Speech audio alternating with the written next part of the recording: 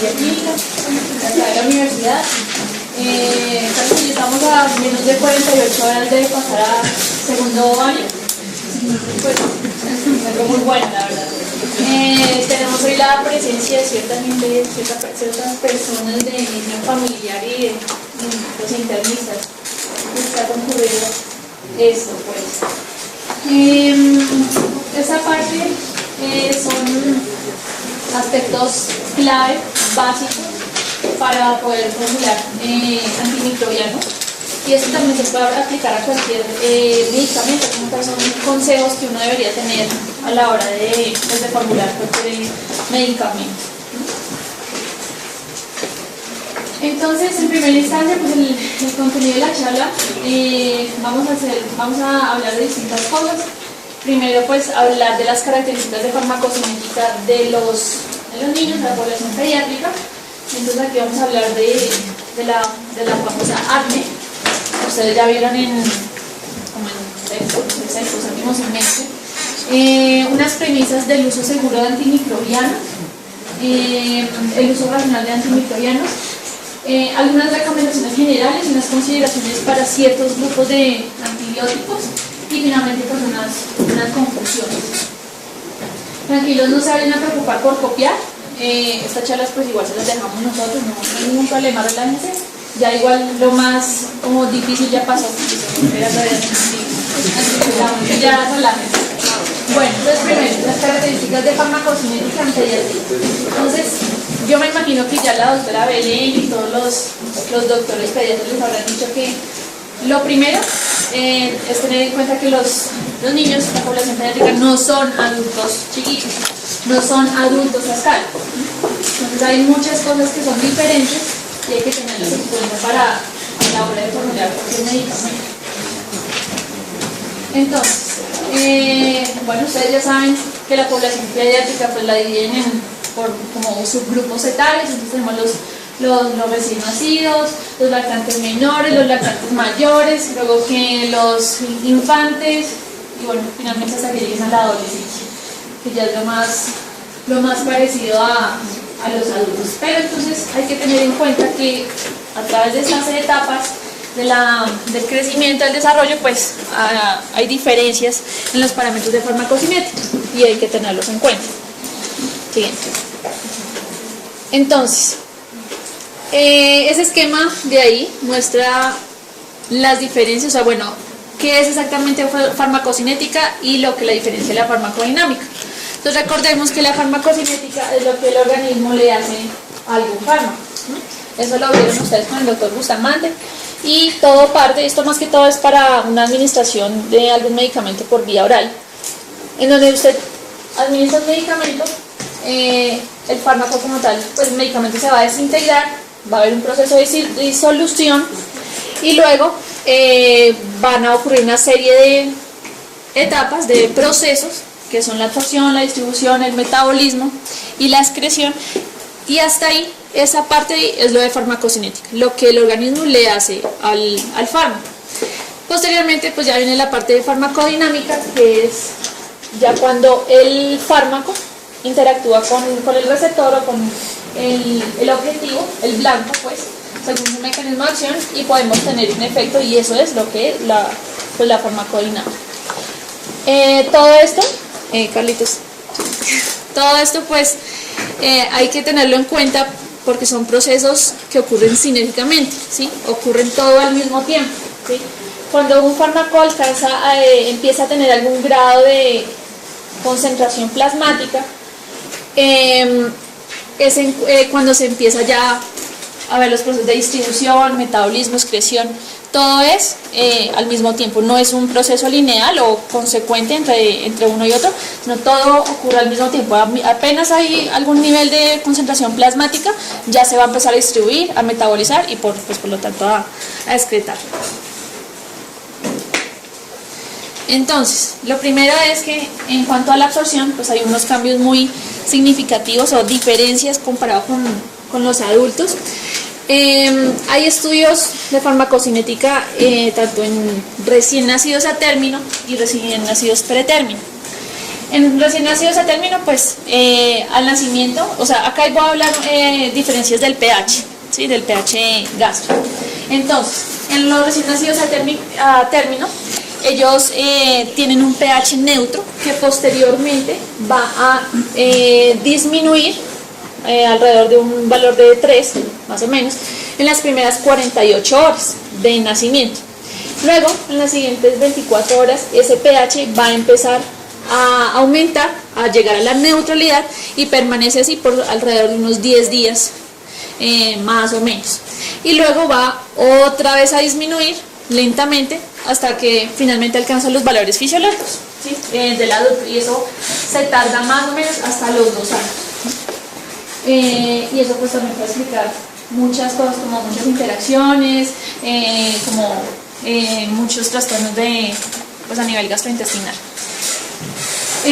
Diferente de los recién nacidos pretérmino, que ellos casi que no nacen con ácido gástrico y lo mantienen así durante los primeros 14 días de vida, mientras que se acoplan como tal como a esos cambios posterior al nacimiento.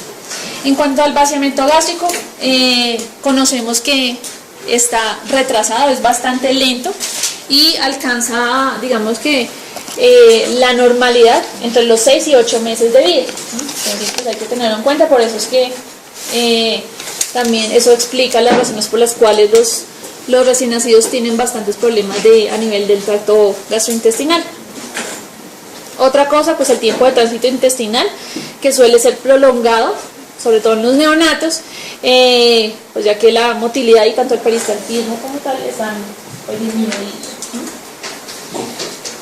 Y otro aspecto importante es la inmadurez de la mucosa intestinal, a pesar de que pues ellos también igual tienen su superficie de mucosa, pues esta, por su inmadurez, permiten una mayor permeabilidad, es decir, van a aumentar, si digamos uno administra algún medicamento, va a haber una biodisponibilidad aumentada. ¿Se acuerdan de ese concepto de biodisponibilidad?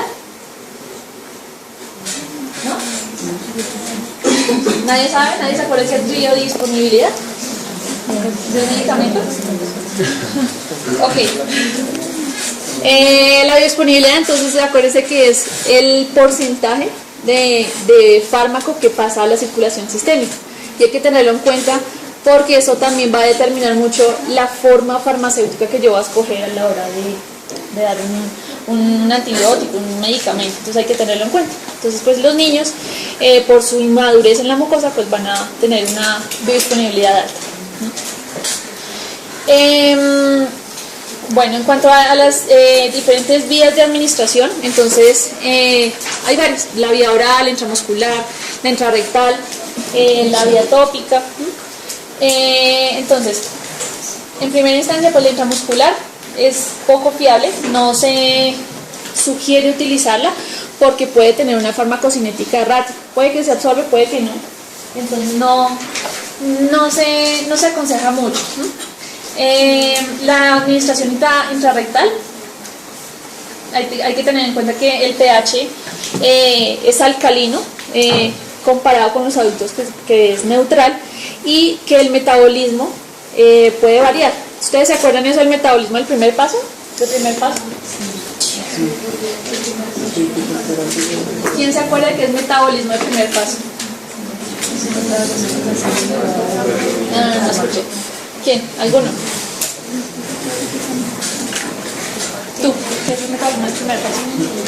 Es el metabolismo como el lado de un fármaco.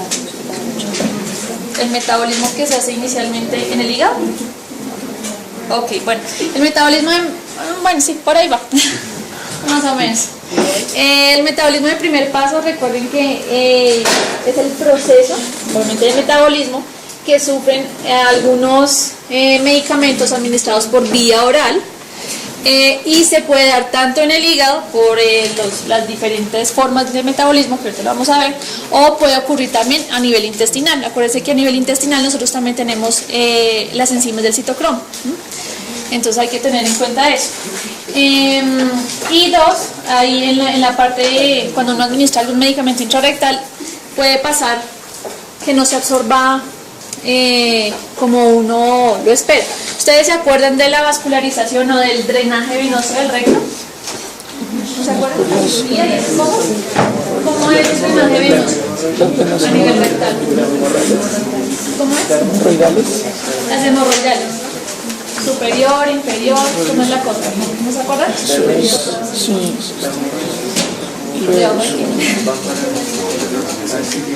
Bueno, entonces, ¿qué pasa con la administración intrarrectal? ¿Uno cómo hace para saber a qué nivel del niño está la mesentérica superior, la hemorroidal superior, la inferior? No sabe, ¿sí? Porque no se puede saber, no le va a administrar algo a un bebé, entonces no. Hay que tener en cuenta el drenaje, porque si digamos, si uno administrara un medicamento por intrarrectal, si uno tiene la suerte de introducir el medicamento lo suficientemente alto, pues entonces puede haber drenaje venoso a nivel de la hemorroidal superior, que esa es la que va a drenar como tal a la mesentérica, y esta va a ser parte del aporte, va a formar la vena porta. Eso va a hacer que pase más directamente al hígado. Diferente de las hemorroidales media inferior, que pues van a ser como tal a través de las ilíacas, van a llegar a la cava inferior. Entonces es muy diferente. Entonces, como debido a esa variación anatómica o a esas diferencias anatómicas, uno no puede saber exactamente si se va a absorber más rápido por una o por la otra. Entonces por eso no se aconseja esta vía administrativa. Además que pues no sé si ya los pediatras les habrán dicho, pero pues tiene implicaciones a nivel psicológico y todo ese componente, pues que ellos realmente no recomiendan pues la administración intrarrectal. Otra cosa es la absorción percutánea, que esta puede ser bastante rápida en los neonatos y en los infantes, incluso también pues en los nacidos pretérmino, ya que el estrato córneo es muy delgado. Entonces pues fácilmente uno puede administrarles algún medicamento tópico y puede llegar a concentraciones tóxicas. Entonces pues tampoco se aconseja mucho esta vía de administración. Bueno, y lo otro es que a los niños que solamente vayan con alguna inyección intramuscular y pues seguro no va a ser tan amigable. Bueno, acá este es un resumen de la parte de absorción. Esto está en un artículo de farmacocinética clínica del 2006.